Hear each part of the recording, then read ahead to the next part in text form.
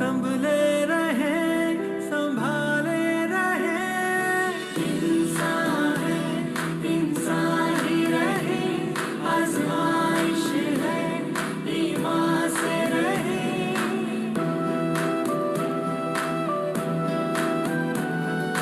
वो देखो कुछ गुजर गए, सफर में संग थे, बिछड़ गए कहीं मेरे कमी तो नहीं रही, कहीं मेरे रुखी तो नहीं बढ़े, आसरों में से। Good morning student. चलिए स्टार्ट करते हैं। नेक्स्ट अपन कर्म कारक, अभी तक अपना कर्म कारक ही चल रहा है, तसल्ली से पढ़ रहे हैं, कोई दिक्कत नहीं है। अपना लगभग तीनों चीजें लगभग कोर्स जो है अपन कंप्लीट होने के कगार पर ही है। देखिए अपने कोर्स में एक संधि आती है, व्याकरण की बात कर रहा हूँ, तो अपन संधि पूरी कर चुके हैं।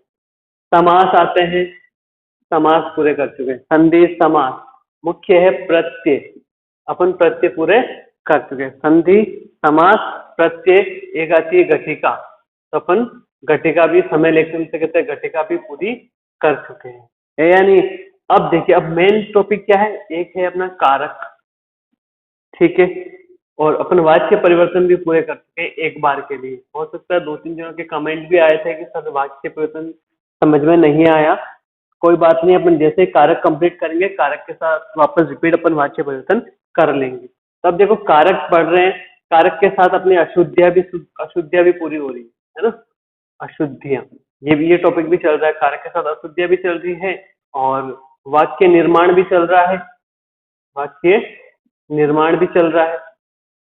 तो देखिए 3 टॉपिक, बस यही टॉपिक है आपके कोर्स में संस्कृत व्याकरण। इसके अलावा तो रिटर्न वाक्य है, एक प्रार्थना पत्र है, एक मंजूषाएं है, और हाँ एक चीज और ध्यान रखिए, मंजूषा, इस कारक से मंजूषाएं भी पूरी हो जाएगी आपकी, इस कारक से इसका मंजूषा भी यहाँ कंप्लीट हो जाएगी आपकी। तो देखिए कितने फायदे हो रहे हैं एक कारक पढ़ने में, या तो मैं सीधे कारक पढ़ा दूं फिर ऐसे से पढ़ाऊं, मतलब एक साथ आपके 4 टॉपिक, 1 2 3 4 टॉपिक क्लियर हो रहे हैं, और बस फिर बचता केवल प्रार्थना पत्र बचता है, जो आपके प्रार्थना पत्र वो मैं आपको अगले एक तो पीछे तो टाइम मिलेगा, मैं वीडियो बना के भेज दूंगा, आपको टेंशन नहीं है। बस आप तो इन कारक को अच्छे से रीड करो मेरे साथ, और जब आप इनको अच्छे से रीड करोगे ना तो बिल्कुल मेरी गारंटी है संस्कृत में ये संधि समास प्रत्यय कहीं भी आपको किसी भी टॉपिक में दिक्कत नहीं आएगी। बस होना चाहिए आप में एक जुनून कि हमें ये चीज करनी है, हमें ये चीज सीखनी है, जिससे आपकी हिंदी भी क्लियर हो जाएगी। सबसे बड़ी बात तो ये है। जरा देखिए अपन बात करते हैं कारक की, और अपना सेंटेंस है अगला, कल अपन ने पढ़ लिया था, अगला सेंटेंस है, देखिए रमेश, हिंदी में लिख रहा हूँ ना, अपन बनाएंगे। और आपको पता है कर्म कारक का जो कारक चिन्ह क्या होता है, को होता है, और विभक्ति कौन से प्रयोग करते हैं, द्वितीय विभक्ति, ये तो आपको पता ही है, द्वितीय विभक्ति। अपन बात कर रहे हैं सर, रमेश पुस्तक के बिना पढ़ता है। देखिए रमेश पुस्तक के बिना पढ़ता है, बहुत आसान है, बहुत इजी है। जरा देखिए रमेश पुस्तक के बिना पढ़ता है, तो आप सबसे पहले इस के बिना पे आ जाइए। इस के बिना को अपन कहते हैं विना, क्या कहते हैं, विना, और एक शब्द और है उसको कहते हैं अंतरेण। इन दोनों का अर्थ क्या होता है, के बिना ही होता है, ठीक है, ये पता चल गया विना या अंतरेण। और अपने को अंतरेण और विना के साथ में अपने को पता है कौन सी विभक्ति का प्रयोग होता है, द्वितीय विभक्ति का प्रयोग होता है। जरा याद कीजिए, मैंने आपको याद कराया था, अभिते प्रत्यय उभयते सर्वते निष्ठा हादिक प्रति अंतरेण विना, याद कराया था ना, अभिते प्रत्यय उभयते सर्वते निष्ठा हादिक प्रति, द्वितीय और अंतरेण और विना भी इसके साथ में आएगा, है या नहीं। तो क्या हो गया, विना और अंतरेण, विना और अंतरेण के साथ में द्वितीय विभक्ति का प्रयोग होता है।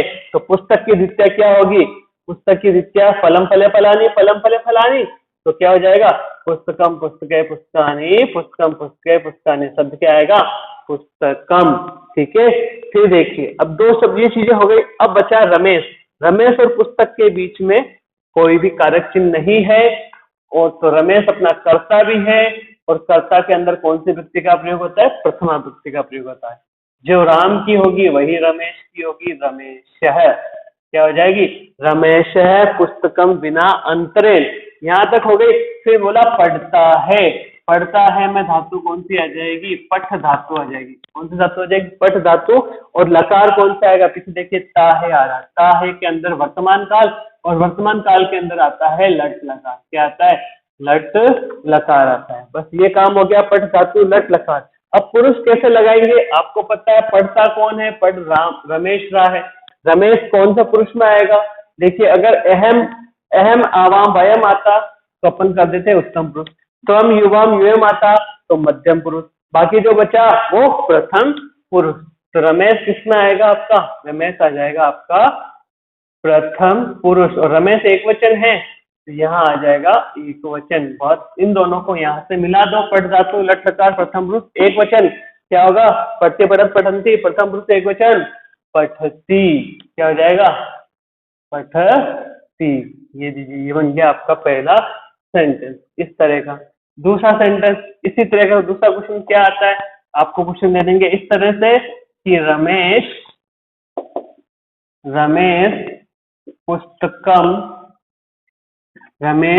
पुस्तकम विना पठती। राम पुस्तक के बिना पढ़ता है। आपसे पूछेंगे रेखांकित पदे विभक्ति के कारणम लिखते, तो आप क्या लिखोगे? आप लिखोगे विभक्ति, ठीक है, और लिखोगे कारण। क्या बताओगे? देखिए पुस्तकम में विभक्ति कौन सी है? अपने को ये तो पता है पुस्तकम में विभक्ति है द्वितीय। क्या है? द्वितीय विभक्ति है। कौन सी विभक्ति आ गई? द्वितीय विभक्ति, ठीक है ना। अब ये कह रहा है किसका कारण क्या है? तो अपने को कारण भी पता होना चाहिए। किसके साथ में? विना के योग में। विना योगी मतलब विना के योग में द्वितीय विभक्ति का प्रयोग होता है। ये हो गया आपका आंसर। फिर तीसरा क्वेश्चन कैसा आएगा? तीसरा क्वेश्चन इस तरह से पूछा जाता है, आपको इसी सेंटेंस में पूछ ले वे कि रमेश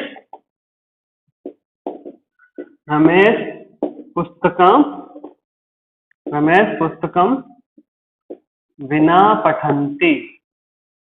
ये लीजिए साहब, रमेश पुस्तक विना पठंती। तो आपको पता होना चाहिए इसमें गलती क्या है। आपको पूछेंगे शुद्ध करो। क्या करो? शुद्ध करो, शुद्ध कुरुता, अशुद्ध छाटने, शुद्ध करो। तो कैसे शुद्ध करोगे जरा देखिए। रमेश पुस्तक विना, आपको पता है वीणा को पकड़ना है, वीणा के पहले जो इस शब्द को पकड़ना है। आपको पता है पुस्तक शब्द तो नपुंसक लिंग है, पुस्तक में विसर्ग आएगा ही नहीं, और वीणा के साथ में कौन सी विभक्ति आती है? द्वितीय आती है। तो ये क्या आ जाएगा? पुस्तकम हो जाएगा। क्या हो जाएगा? ये गलत हो गया आपका, क्योंकि ये शब्द नपुंसक लिंग का होता है पुस्तकम। तो रमेश तो बिल्कुल सही है आपका। रमेश पुस्तकम विना योग्य हो गई द्वितीय। तो मैं विना को ऐसा कैसा लिख दूंगा? विना। अब पठंती लिखा है यहाँ पर। क्या लिखा है? पठंती। देखो पठंती यहाँ पर क्या है? बहुवचन है। कौन सा है? बहुवचन। और पुरुष कौन सा आएगा? पठती पठत पठंती। ये आता है प्रथम पुरुष में आता है। किसमें आता है? प्रथम पुरुष में आता है। अपने को पता है पठंती किसके अनुसार लगाया अपन ने? रमेश के अनुसार लगाया था। तो रमेश को ले लो। रमेश तो यहाँ पर क्या है? एक वचन है। और पुरुष कौन सा लिखा था अपन ने ऊपर? प्रथम पुरुष लिखा था। रमेश को प्रथम पुरुष लिखा था। तो अब देखिए, अब ये प्रथम पुरुष तो सेम है, पर ये पठंती बहुवचन है, रमेश एक वचन है। तो ये हो गया अपना गलत। इसकी जगह अपन क्या लिखेंगे? इसकी जगह लिखेंगे एक वचन पठती। तो आपका सेंटेंस बनेगा रमेश पुस्तकम बिना पठती। ये हो गया आपका सेंटेंस। एक सेंटेंस से तीन चीजें क्लियर हो रही है, ठीक है। और अवयव गणना भी आ रहा होगा आपको कि अवयव कैसे भरते हैं। विना भी क्या एक तरह का अवयव है, तो अवयव विना कैसे भरते हैं इसमें सेंटेंस में पूछे जाते हैं। अवयव भी क्लियर हो जाएंगे इससे आपके। एक बार कॉपी कीजिए, फिर अगला आगे नेक्स्ट सेंटेंस देखिए। हाँ जी, नेक्स्ट सेंटेंस देखिए। राम, अगला सेंटेंस है आपका, सेकंड सेंटेंस है राम और श्याम। राम और श्याम के बीच देवदत्त है। ठीक है, राम और श्याम के बीच कौन है? देवदत्त है, बहुत आसान है। राम और श्याम अपना सब्जेक्ट है और के बीच आ रहा है, क्या आ रहा है?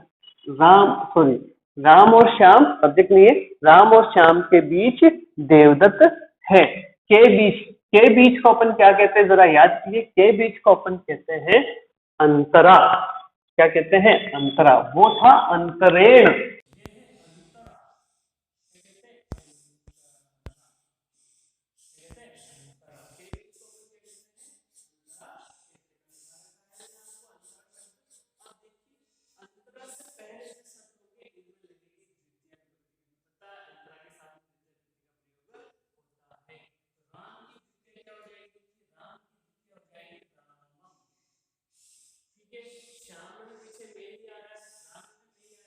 श्याम की द्वितीया क्या हो जाएगी? श्यामम। और जो होता है, और को अपन कहते हैं छे। ध्यान है ना, जो छे लगता है ना संस्कृत में, इसके पीछे लगता है। ठीक है, रामम श्यामम चे अंतरा। अब बात कर रहे हैं देवदत्त है। देवदत्त और है के बीच में कोई है, इसके लिए देवदत्त के लिए आया है, तो देवदत्त क्या हो जाएगा? कर्ता। तो देवदत्त की लग जाएगी प्रथमा विभक्ति देवदत्त। और है, अब देवदत्त को देखिए, है का मतलब हो गया अस धातु। कौन सा धातु हो गया? अस धातु हो गया। और अस धातु लकार कौन सा है? वर्तमान काल है। वर्तमान काल है तो मैं लगा दूंगा यहाँ पर लट लकार। कौन सा लगा दूंगा? लट लकार लगा दूंगा, लट लकार। अब देवदत्त कौन सा पुरुष में आएगा ये बताइए? देवदत्त आएगा आपके प्रथम पुरुष में, क्योंकि अगर अहम आवम वयम होता तो उत्तम पुरुष कर देते, तम युवम युयम होता तो मध्यम पुरुष कर देते। ये आएगा प्रथम पुरुष में। देवदत्त एक है यहाँ पर कर्ता, तो एक वचन हो जाएगा। अब इसको मिला दो, है ना? तो अस धातु लट लकार प्रथम पुरुष एक वचन क्या होगा सर? अपने को पता है कि क्या होता है? पठती होता है, तो पठती का क्या हो जाएगा? अस्थि हो जाएगा। बहुत आसान है, ये हो गया अस्थि। यहाँ क्लियर हो गया आपका? अस्थि। ये तो हो गया एक टाइप का क्वेश्चन। दूसरे टाइप का क्वेश्चन क्या आता है? दूसरे टाइप का क्वेश्चन आता है, आपको दे दिया सेंटेंस, रामम श्यामम चे अंतरा देवदत्त अस्ति। आपसे पूछेंगे कि रेखांकित पद है रामम श्यामम, ये लीजिए। ठीक है, रेखांकित पद है, विभक्ति के कारणम लिखत है। बहुत आसान है। देखिए, आपसे पूछा विभक्ति बताओ रेखांकित पद में, विभक्ति और कारण बताओ। तो विभक्ति क्या बताओगे? आपको पता है शब्द क्या आ रहा है? अंतरा आ रहा है, और अंतरा के साथ में क्या लगती है? द्वितीया लगती है। तो विभक्ति कौन से बता दोगे आप? द्वितीय विभक्ति लगती है। ठीक है, और आपसे पूछा कारण, कारण क्या बताओगे? अंतरा योगे। क्या बताओगे? अंतरा योगे द्वितीया। एक तो ये बात हो गई। अब थोड़ा और आगे चलते हैं। अगर रेखांकित पद में देवदत्त आ गया, कि देवदत्त शब्द में आपसे पूछ ले कि देवदत्त में कौन सी विभक्ति है और कारण लिखो। क्या लिखो? कारण। तब क्या बताओगे? अगर देवदत्त शब्द आ जावे ना, देवदत्त शब्द में रेखांकित आ जाए तो बहुत आसान है। देवदत्त में ये तो पता है अपने को कौन सी विभक्ति का प्रयोग हो रहा है देवदत्त में। देवदत्त में विभक्ति आ रही है प्रथमा विभक्ति। कौन सी आ रही है? प्रथमा विभक्ति का प्रयोग हो रहा है। लेकिन आपको कारण पूछ लेना तो आप क्या बताओगे? अब कोई शब्द तो है ही नहीं, तो सीधी सी बात है, कौन सा कारक है? कर्ता कारक। कौन सा है? कर्ता कारक। बस ये हो गया देवदत्त का, और ये हो गया रामम श्यामम का। ठीक है, नेक्स्ट आगे फिर देख लीजिए तीसरा क्वेश्चन किस तरह का आता है। अगला क्वेश्चन आएगा आपको इस तरह का, आपको दे देंगे राम श्यामम चे अंतरा देवदत्त संति। ठीक है, आप बोलोगे सर आप बताओ इसमें शुद्ध करो। क्या करो? इसमें शुद्ध करो। क्वेश्चन दे दिया शुद्ध करो, तो शुद्ध करो। अब शुद्ध कैसे करोगे आप जरा देखिए। आपको पता है कि ये शब्द अंतरा है, अंतरा के साथ में द्वितीय विभक्ति, और ये दोनों साथ में जुड़े हुए हैं, साथ में है, ये दोनों अलग अलग नहीं है। तो श्याम में तो द्वितीय, इसमें भी द्वितीय होनी चाहिए, ये गलत दे दिया इसने। तो इसमें क्या लिख दोगे आप? इसकी द्वितीय हो जाएगी रामम, और ये हो जाएगा श्यामम, और चेत है ये अंतरा हो गया। एक काम तो इसमें ये शुद्ध हो गया। फिर बात कर रहे हैं अपन आगे देवदत्त की। देवदत्त तो सही है, देवदत्त में कोई दिक्कत ही नहीं आ रही है। फिर लेकिन संति आ रही है। संति शब्द तो किसके लिए आना चाहिए? इसके लिए देवदत्त के लिए आना चाहिए, लेकिन देवदत्त यहाँ पर क्या है? एक वचन है। संति यहाँ पर क्या है? बहुवचन है। तो बहुवचन को बदल दो एक वचन में, क्या हो जाएगा? आपको याद होगा, अस्ति स्ते संति। तो बताओ, संति बहुवचन है तो एक वचन क्या हो जाएगा? अस्ति हो जाएगा। ये देखिए, ये हो गया अस्ति, ये हो गई आपकी पूरी। इस तरह से आप क्या कर सकते हो? इसके अक्षर क्लियर कर सकते हो। कॉपी कीजिए, फिर देखते हैं नेक्स्ट। हाँ जी, आगे देखिए। अगला सेंटेंस है अपना, छात्र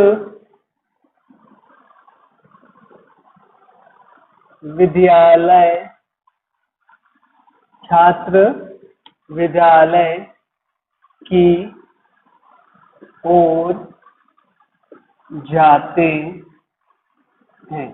जरा देखिए, छात्र विद्यालय की ओर जाते हैं, बहुत आसान है। छात्र विद्यालय की ओर जाते हैं, तो इस शब्द को पकड़िए, की ओर। की ओर को अपन ने लिखा रखा है प्रति, कहते हैं। क्या कहते हैं? प्रति। और प्रति के साथ में द्वितीय विभक्ति का प्रयोग होता है। प्रति से पहले जो शब्द आएगा उसमें द्वितीय विभक्ति लगेगी। मतलब विद्यालय की द्वितीय क्या हो जाएगी? जो राम की होगी, रामम, राम रामो रामा, रामम रामो रामान। ठीक है, देख लीजिए यहाँ पर, राम की द्वितीय क्या हो जाएगी? रामम हो जाएगी। तो विद्यालयम की क्या हो जाएगी बेटा? विद्यालयम की हो जाएगी, विद्यालय की हो जाएगी विद्यालयम। बहुत आसान है। आपको अब तो राम के रूप याद हो गए होंगे मेरे हिसाब से, नहीं है तो आप करते रहना याद। विद्यालयम हो गया, ये विद्यालयम क्या हो गया? द्वितीय विभक्ति आ गई। क्या आ गई? द्वितीय विभक्ति आ गई। क्यों आ गई द्वितीय विभक्ति? क्योंकि प्रति के साथ में द्वितीय विभक्ति का प्रयोग होता है। जरा देखिए, ये हो गया प्रति हो गई और द्वितीय, विद्यालयम प्रति हो गया। अब है छात्र। छात्र जाते हैं, एक छात्र जा रहा है क्या? नहीं, छात्र बहुत सारे हैं, मतलब बहुवचन है। छात्र विद्यालय, छात्र और विद्यालय दोनों के बीच में कुछ है क्या? कुछ नहीं है। और छात्र अपना क्या है? कर्ता है। क्या है? कर्ता। और आपको पता है कर्ता में कौन सी विभक्ति लगती है? कर्ता में लगती है प्रथमा विभक्ति। कर्ता कारक में लगती है प्रथमा विभक्ति। तो प्रथमा विभक्ति किसकी लगानी है मुझे? छात्र की लगानी है। छात्र की प्रथमा विभक्ति क्या होगी? जो राम की होगी। देखिए, राम, रामो, राम हो गई आपकी। छात्र की क्या हो जाएगी? छात्र, छात्रो, छात्रा। अब अपने को लेना क्या है? ये तो है एक वचन, ये है द्विवचन और ये है बहुवचन। यहाँ पर छात्र जा रहे हैं विद्यालय, बहुत सारे छात्र जा रहे हैं, यानी बहुवचन है। तो मुझे क्या लेना है? बहुवचन लेना है। तो मैंने लिख दिया छात्राः। ठीक है, लिख दिया मैंने छात्राः। ठीक है, छात्रा विद्यालयम प्रति। अब जरा देखिए, अब बात आ रही है जाते हैं। क्या कह रहे? जाते हैं। जाना को अपन कहते हैं गच्छ धातु। क्या कहते हैं? गच्छ भी कहते हैं और गम भी कहते हैं, ये आपको पता है। ठीक है, फिर देखिए लकार कौन सा आएगा? यहाँ आ रहा ते है, ते, ता है, ती है, ते है, मतलब प्रेजेंट टेंस। प्रेजेंट टेंस का मतलब वर्तमान काल। वर्तमान काल का मतलब क्या है? संस्कृत में वर्तमान काल को कहते हैं अपन लट लकार। क्या कहते हैं? लट लकार। लट लकार के अंदर क्या आता है? पढ़ती, पढ़त, पठंती, पढ़ते, पढ़त, पढ़त। अपने पढ़ रखा है ऐसा, पठती, पठत, पठंती। ये कौन से पुरुष में आता है आपका? ये आता है आपका प्रथम पुरुष में आता है। कौन से पुरुष में आता है? प्रथम पुरुष में। और पठसी, पठसी, पठथ, पठसी, पठत, पठत, पठामी, पठाव और पठाम। ठीक है, ये तो आते हैं आपके उत्तम पुरुष में और ये आते हैं आपके मध्यम पुरुष में। ठीक है, अब बात करते हैं गच्छ धातु लट लकार। ठीक है, गच्छ धातु लट लकार तो हो गया, लेकिन ये जाना जो क्रिया किसकी है? जो जाना क्रिया है ये तो किसकी है? छात्र की है। छात्र शब्द की बात कर रहे हैं, तो छात्र शब्द में कौन सा पुरुष है? देखिए, अगर यहाँ पर अहम, आवाम, वयम होता तो अपन लगा देते उत्तम पुरुष। आपको पता है ना, अपन ने कर रखा है ऐसा। अहम, आवाम, वयम होता तो उत्तम पुरुष, त्वम, युयम, येम होता तो मध्यम पुरुष, और बाकी जो बचा वो क्या हो जाएगा? प्रथम पुरुष हो जाएगा। मतलब छात्र जो है वो कौन सा पुरुष का है? प्रथम पुरुष का है। वचन आपको पता है, छात्र बहुत सारे हैं तो बहुवचन आएगा। क्या आएगा? बहु वचन आएगा। छात्र प्रथम पुरुष का है और बहुवचन है, यानी इन दोनों को मिला दो। गच्छ धातु लट लकार प्रथम पुरुष बहुवचन क्या होगा? गच्छ धातु प्रथम पुरुष बहुवचन, ये रहा बहुवचन पठन्ति, तो गच्छ में क्या हो जाएगा? गच्छ में हो जाएगा गच्छन्ति। ये लिख दिया मैंने, गच्छन्ति। देखो हो गया सेंटेंस, बिल्कुल आसान तरीके से बन गया। ये तो पहला सेंटेंस इस तरह का था। अब इसका दूसरा क्वेश्चन देखिए कैसे पूछा जाएगा। आपसे पूछा जाएगा, बताइए कि छात्रा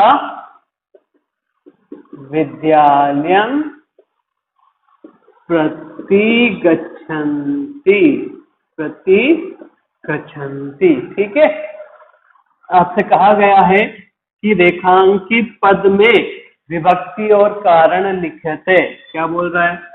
रेखांकित पद में क्या बतानी है मुझे? आपको बतानी है विभक्ति और बताना है कारण।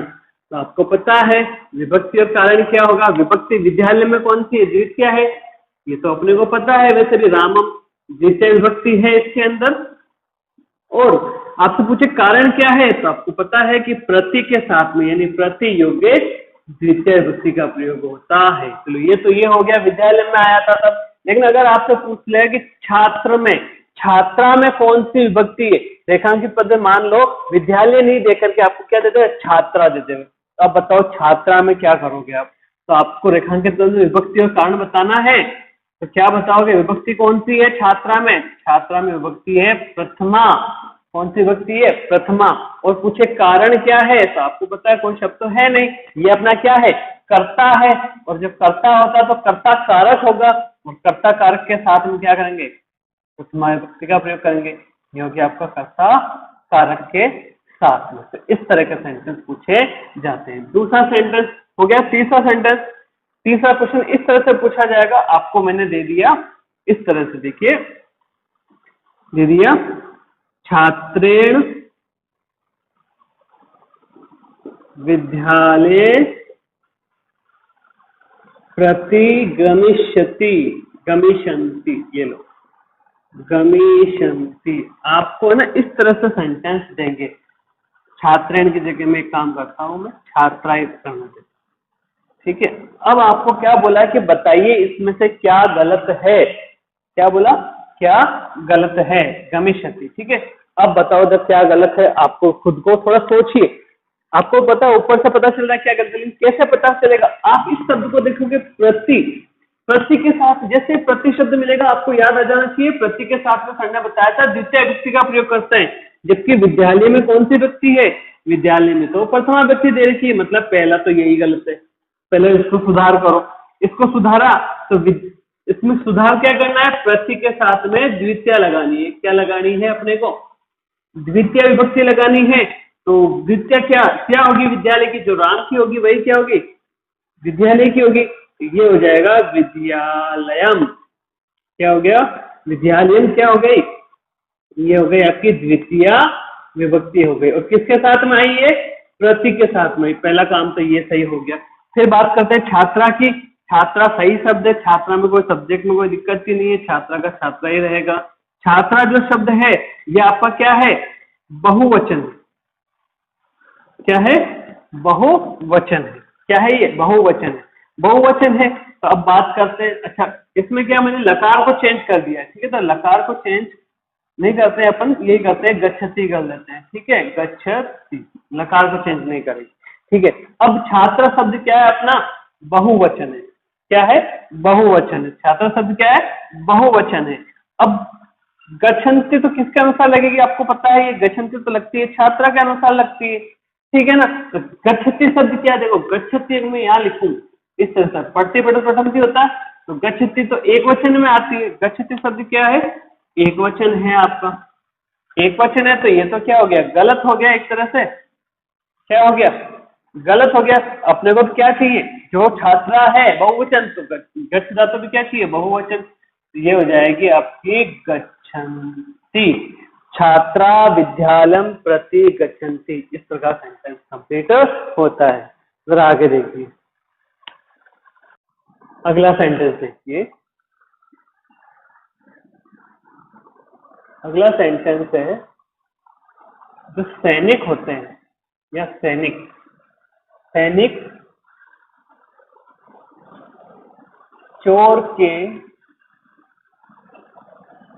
पीछे दौड़ता है। बहुत आसान। सैनिक चोर के पीछे दौड़ता है। सेंटेंस को 2 बार पढ़िए। सैनिक चोर के पीछे दौड़ता है। क्या आ रहा शब्द देखिए, के पीछे, और के पीछे का मतलब हम कहते हैं अनु। क्या कहते हैं? अनु। और आपको पता है अनुधाव, अनु शब्द आया था अपने अभिते पहते समय निक्षा हादिक प्रति, अनु, अधि अधि, अधो अधे, ऊपरी ऊपरी, आया था नहीं आया था? तो अनु का अर्थ क्या होता है? के पीछे होता है। और अनु के साथ में कौन सी विभक्ति का प्रयोग होता है? अनु के साथ में द्वितीय विभक्ति का प्रयोग होता है। तो यहाँ पर लगेगी द्वितीय विभक्ति अनु के साथ में। तो मैं चोर की द्वितीय विभक्ति लगाना चाहूंगा, तो चोर की द्वितीय विभक्ति क्या होगी? देखिए, चोर, चोर को संस्कृत में चोर ही कहते हैं, ठीक है ना। चोर में पीछे क्या आ रहा है? ए आ रहा है। राम में पीछे क्या आता है? राम में पीछे ए आता है, ठीक है। राम में भी पीछे क्या आता है? ए आता है। तो देखिए मैं राम की विभक्ति लिख देता हूं, आपको पता चल जाएगा। राम, रामो, रामा, ठीक है। राम, रामो, रामा, ये इसकी द्वितीय विभक्ति हो गई। रामम, रामो, रामान, ठीक है। ये एक वचन, ये द्विवचन, ये बहुवचन। अब चोर की लगा दो भाई। चोर की द्वितीय क्या हो जाएगी? चोर की हो जाएगी चोरम। राम की रामम, तो चोर की हो गई चोरम। तो ये देखिए साहब, चोर की हो गई अपने चोरम। किसके साथ? ये चोरम कौन सी विभक्ति है अपनी? चोरम ने अपनी द्वितीय विभक्ति है। किसकी वजह से? ये अनु की वजह से यहाँ पर द्वितीय विभक्ति का प्रयोग हुआ है। चलो आगे देखिए, ये काम तो अपना हो गया। फिर सेंटेंस देखिए आपका अगला सेंटेंस आगे ये बता रहा है, सैनिक चोर के पीछे दौड़ता। सैनिक दौड़ता है, तो सैनिक क्या है? करता है। और अपने को पता है कर्ता के साथ अपन कौन सी विभक्ति का प्रयोग करते हैं? प्रथमा विभक्ति का प्रयोग करते हैं। सैनिक की प्रथमा विभक्ति क्या होगी? जो राम की होगी। इसको कहते हैं राजपुरुष। क्या कहते हैं? राजपुरुष। ये विसर्ग लगा दिया मैंने, राजपुरुष। ये हो गई इसकी प्रथमा विभक्ति। राजपुरुष चोरम अनु, दौड़ता है। दौड़ता है, दौड़ना को बोलते हैं धाव धातु। धाव का मतलब दौड़ना, ठीक है। और दौड़ना पीछे क्या रहा है? ता है। ता है का मतलब प्रेजेंट टेंस। प्रेजेंट टेंस का मतलब वर्तमान काल। वर्तमान काल को संस्कृत में अपन कहते हैं लट लकार। क्या कहते हैं? लट लकार, अर्थात पढ़ते पठत, पठंती, पढ़ते पठत पठत, पठान पठाओ पठाओ वाला। अब दौड़ना जो बात करते हैं अपन, दौड़ कौन रहा है? सैनिक दौड़ रहा है। अब सैनिक कौन से पुरुष में आएगा? आप बोलते राजपुरुष है। तो सैनिक कौन से? प्रथम पुरुष में आएगा, मध्यम में आएगा, उत्तम में आएगा। देखो, उत्तम में आता तो अहम अहम वयम आ जाता, मध्यम में आता तो त्वम युवाम युवम आ जाता। बचा क्या है? प्रथम पुरुष बचा है। तो चोर या राजपुरुष किसमें आएगा?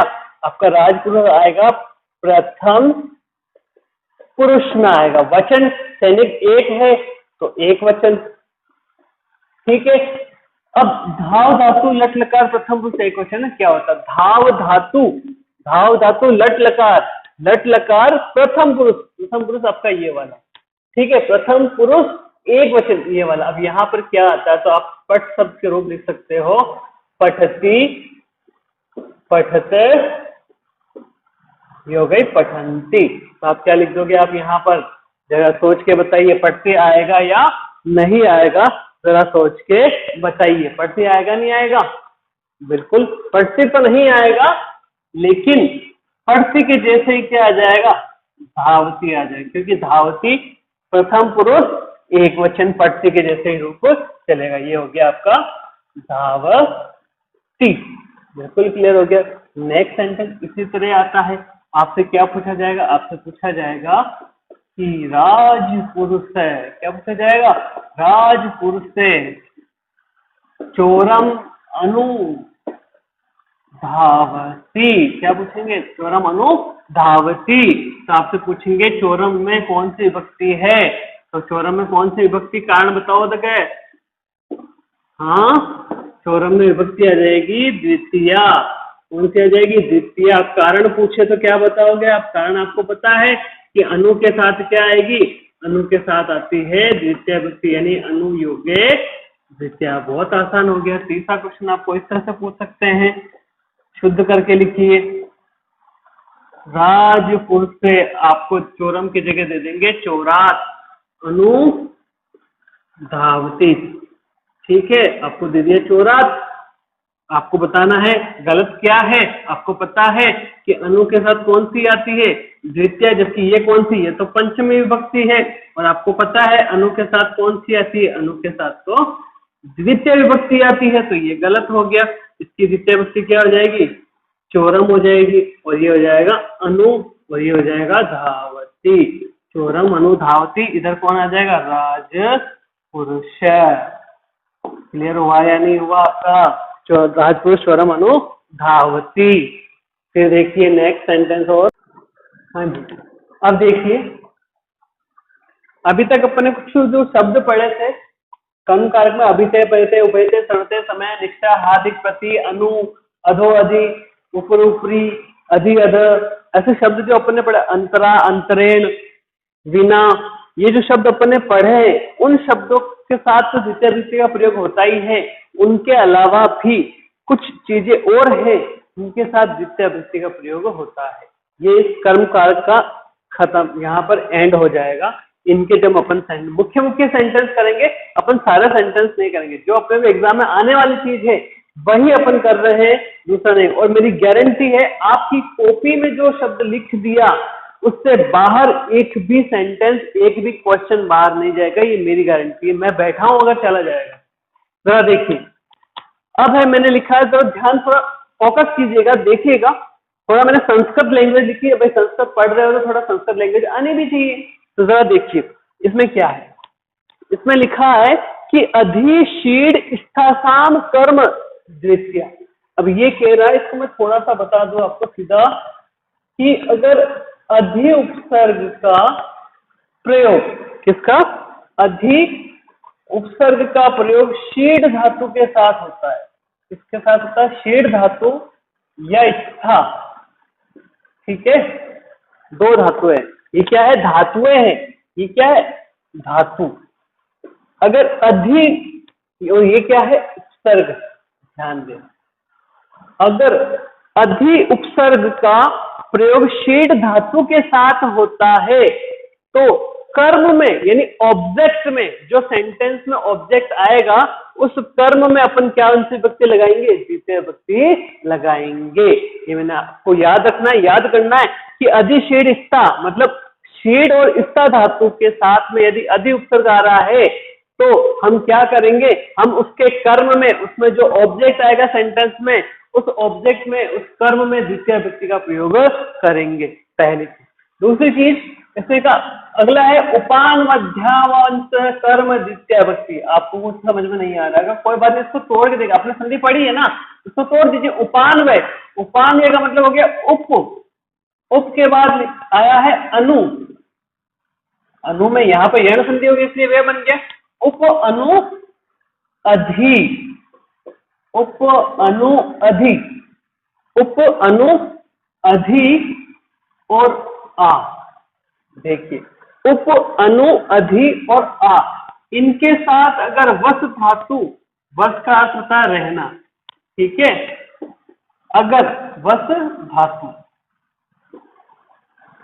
उप अनु अधि आ के साथ अगर वस धातु का प्रयोग होता है तो हम कर्म में क्या करेंगे, ऑब्जेक्ट में द्वितीय विभक्ति का प्रयोग करेंगे। देखो यह है उपसर्ग, उप अनु अधि आ, इनके साथ में अगर वस धातु का प्रयोग होता है, मतलब धातु अपन पढ़ते पढ़ंती पढ़ते पढ़त करते हैं ना, तो वहां पर जैसे वस्ती वसंती, आवस्ती, आवस्ते, उपवस्ती, उपवस्ते, ऐसे शब्द का प्रयोग होता है तो हम ऑब्जेक्ट में, कर्म में कौन सा लिखेंगे, द्वितीय विभक्ति लगाएंगे।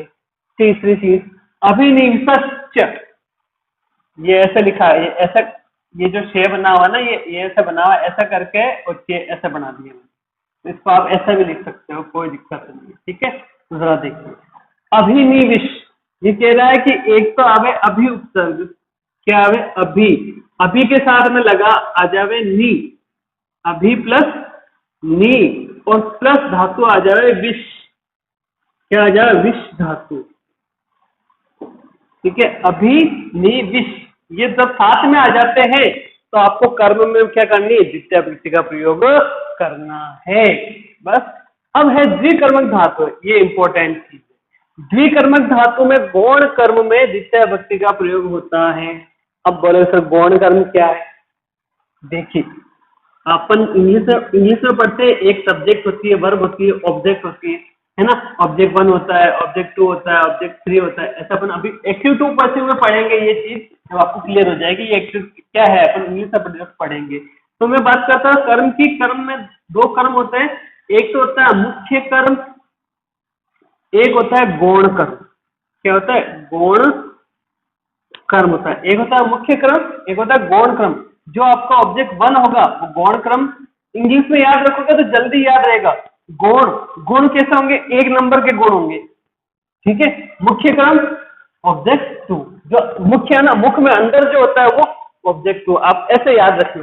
तो इसका जो गौण कर्म आएंगे, सब्जेक्ट और वर्ब के अलावा 2 कर्म आते हैं इसमें, गौण कर्म और मुख्य कर्म। तो आपको गौण कर्म में क्या करना है? द्वितीय विभक्ति का प्रयोग करना है। किसमें? द्विकर्मक धातुओं में, मतलब वर्बे, धातु, क्रियाएं। कुछ क्रियाएं ऐसी है जिनके साथ में द्वितीय विभक्ति का प्रयोग होता है। कौन सी विभक्ति का प्रयोग होता है?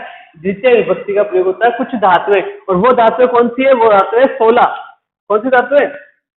16 धातुएं हैं आपकी। कौन सी धातु है? 16 धातुएं। जरा देखिए कौन कौन सी है 16 धातुएं। आपको लिखा है दूह, ये इसका हिंदी अर्थ लिखा है, ये तो है आपकी धातु। क्या है? धातु। और इधर लिखे हुए आपके अर्थ, ठीक है। दूह, दूह का मतलब दोहना, याज का मतलब मांगना, पच का मतलब पकाना, दंड का मतलब दंड देना, प्रच का मतलब पूछना, रुद्र का मतलब रोकना, ची का मतलब चुनना, जी का मतलब जीतना, ब्रू का मतलब बोलना, शास का मतलब कहना, मत का मतलब मथना, जो मथते हो ना, बिलोना बिलोते हैं, मथना वो। मुश का मतलब चुराना, नी का मतलब ले जाना, है का मतलब हरण करना, वह का मतलब ढोना। बोझा ढोते हैं पर बोझा ले जाते हैं ना, बोझा वहन करना, ढोना वो होता है वह। तो कृष्ण का मतलब होता है खींचना। ये हो गई आपकी 16। आपको ये 16 द्विकर्मक धातु याद होनी चाहिए। कभी नेक्स्ट टाइम कभी भी वीडियो ऐसा, एक वीडियो ऐसा बनाऊंगा जिसमें आपको मैं ऐसे मुंह पे याद करा दूंगा ये चीजें, लेकिन 1-2 बार आपको जरूर पढ़े। अब इनके सेंटेंस अपन करेंगे नेक्स्ट वीडियो में, और फिर अपना कर्म कारक कंप्लीट हो जाएगा, ठीक है। Thank you. इसे कॉपी कर लीजिए और पढ़ते रहे, निरंतर रेगुलर आप अभ्यास करते रहे, ठीक है। मिलते हैं नेक्स्ट वीडियो में।